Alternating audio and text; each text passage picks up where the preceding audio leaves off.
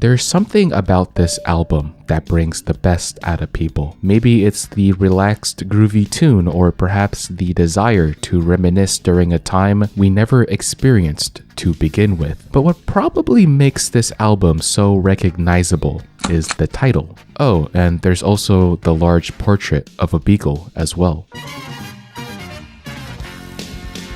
In the late 1980s in Japan, the famous music artist Himiko Kikuchi approached the Sony music label with a list of music she wanted to create. After working with Continental Industries since her debut in 1980, she was released by them and saw this as an opportunity to sign with a rival label, but also to let Continental know that they made a grave mistake in letting her walk. With something to prove, she approached this album with the idea that every song matters. How can she make the listeners give her music the attention it deserves?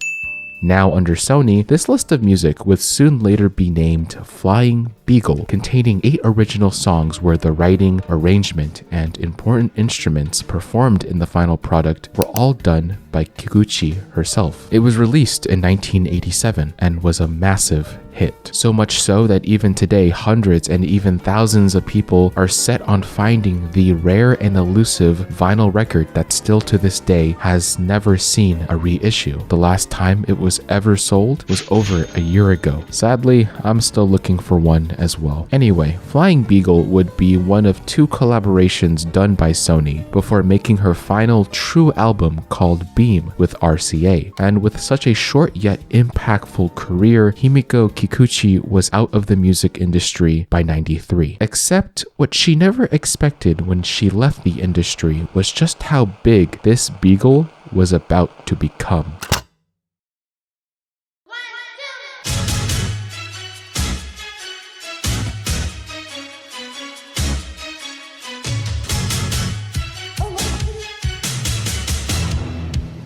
You see, fast forward into the 21st century, the popularity of future funk leads to the resurgence of its original design, city pop. Flying BEAGLE was one of many albums to be thrusted into the spotlight and still has legs to this very day. In 2023, an article released under Medium Publishing Company discovered how the dog was the main catalyst for a lot of people's initial interest in the album, and it's safe to say that this pure instrumental jazzy masterpiece successfully left its mark, spanning nearly half a century. And while we don't really know the reason why Kikuchi picked a beagle as the album cover, it was a well-deserved investment, as it's known to be her best released album by fans and critics alike.